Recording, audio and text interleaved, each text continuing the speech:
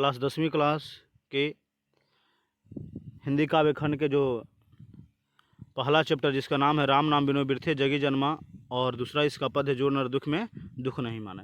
इसका जो लेखक है वो है गुरु नानक। इनके लेखक कौन है? गुरु नानक। इनके लेखक है गुरु नानक। तो इनके जो लेखक हैं कौन है? गुरु नानक। तो इसमें हम लोग आज सभी इसके प्रश्न और उत्तर को ऑब्जेक्टिव के फॉर्म में देखेंगे। तो इसके जो प्रश्न उत्तर है वो उसके ओर चलते हैं। इसमें पहला जो प्रश्न है वो कहता है कि गुरु नानक का जन्म कब हुआ था? तो गुरु नानक का जन्म जो है 1469 ईस्वी में हुआ था। गुरु नानक का जन्म कब हुआ था? 1469 ईस्वी में। याद रखिए, गुरु नानक का जन्म कब हुआ था? 1469 ईस्वी में। चलिए इसके बाद सेकंड क्वेश्चन को देख लेते हैं। कहता है वाणी विष के समान कब हो जाती है?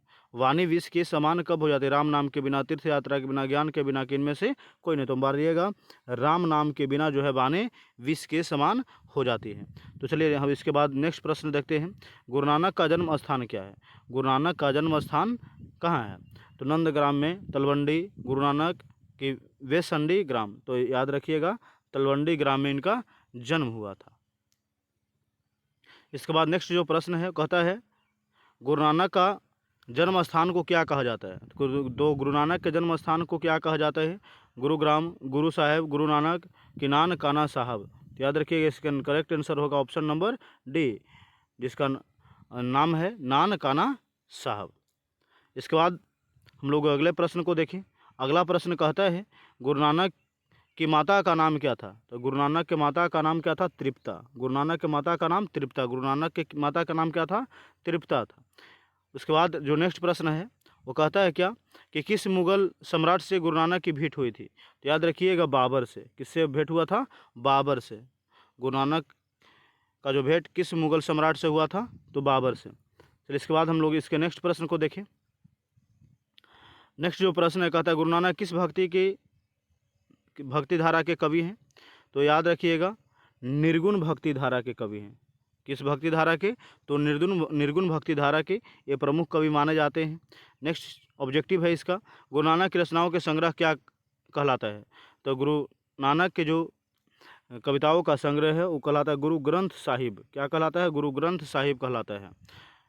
गुरु नानक की रचनाओं का संग्रह क्या कहलाता है? गुरु ग्रंथ साहिब। इसके बाद क्वेश्चन है कि हरिरास किसकी रचना है? हरिरास किसकी रचना है? हरिरास किसकी रचना है? याद रखिएगा गुरु नानक की। किसकी रचना है? गुरु नानक की। रस किसकी रचना है? तो गुरु नानक की। किसकी रचना है? गुरु नानक की। चलिए नेक्स्ट ऑब्जेक्टिव हम लोग देखते हैं इसका। कहता है गुरु नानक के पिताजी का नाम क्या था? तो गुरु नानक के पिताजी का नाम क्या था बताइए? तो गुरु नानक के पिताजी का नाम था कालूचंद खत्री। क्या नाम था? Kaluchand Khatri, option number C. इसके बाद सुलक्षणी कौन थी? तो सुलक्षणी गुरु नानक की पत्नी थी। सुलक्षणी कौन थी? गुरु नानक की पत्नी। पूछा कि गुरु नानक की पत्नी कौन थी जिसका नाम क्या था? सुलक्षणी। चलिए नेक्स्ट प्रश्न देखते हैं।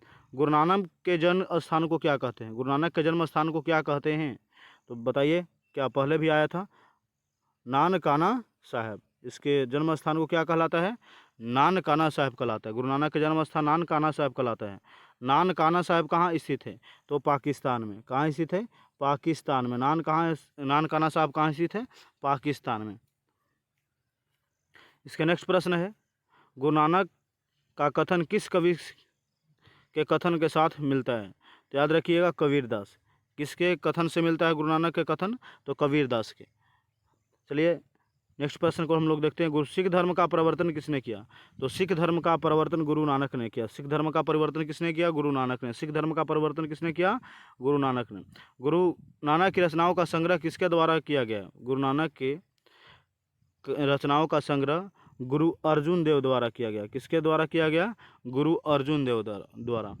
गुरु नानक देव की रचनाओं का संग्रह किस नाम से प्रसिद्ध हुआ? याद रखिए गुरु ग्रंथ साहिब। किसके नाम से प्रसिद्ध हुआ? गुरु ग्रंथ साहिब के नाम से प्रसिद्ध हुआ। इसके बाद गुरु नानक की रचनाओं का संग्रह किस वर्ष पारित किया गया? प्रकाशित किया गया। याद रखिएगा यहाँ पर प्रकाशित होगा। किस वर्ष प्रकाशित किया गया था? तो याद रखिएगा 1604 ईस्वी, ऑप्शन नंबर बी। तो इसका करेक्ट आंसर हो जाएगा ऑप्शन नंबर बी, यानी कि 1604 ईस्वी। इसका नेक्स्ट प्रश्न है, किसके बिना संसार में जन्म लेना व्यर्थ है? तो राम नाम के बिना, यहाँ पर क्या दिया है, भगवत राम नाम के बिना। तो किसके बिना जगत में जन्म लेना व्यर्थ है? तो भगवान राम नाम के बिना जगत में जन्म लेना व्यर्थ है। इसके बाद जो 20वां प्रश्न है, कवि कहता है ब्रह्म का निवास स्थान कहाँ है? तो अच्छे व्यक्तियों के हृदय में, संत या सज्जन व्यक्तियों के हृदय में ब्रह्म का निवास होता है। अर्थात जो व्यक्ति काम, क्रोध इत्यादि लोभ में उपासना नहीं रखता है, उसके हृदय में किसके निवास होते हैं? ब्रह्म का निवास होता है। चलिए इसके बाद इसके जो अगला ऑब्जेक्टिव प्रश्न है, गुरु नानक के पद किस भाषा में रचित है? याद रखिएगा पंजाबी मिश्रित ब्रज भाषा, ऑप्शन नंबर सी इसका करेक्ट आंसर होगा। चलिए इसके बाद जो 22वां प्रश्न है, कहता है गुरु नानक की रचना है। गुरु नानक की रचना सोहिला, जपुजी, आशा दीवार और रहीरास। रहीरास किसकी रचना है? रहीरास किसकी रचना है? ऊपर ही आया था प्रश्न में, मारिएगा गुरु नानक। सोहिला किसकी रचना है? मारिएगा गुरु नानक। जपुजी किसका रचना है? मारिएगा गुरु नानक। आशा दीवार किसकी रचना है? तो गुरु नानक। तो ऑप्शन नंबर करेक्ट हो जाएगा कौन? ऑप्शन नंबर करेक्ट हो जाएगा ऑप्शन नंबर डी, इनमें से सभी। चलिए इसके नेक्स्ट प्रश्न को देखते हैं।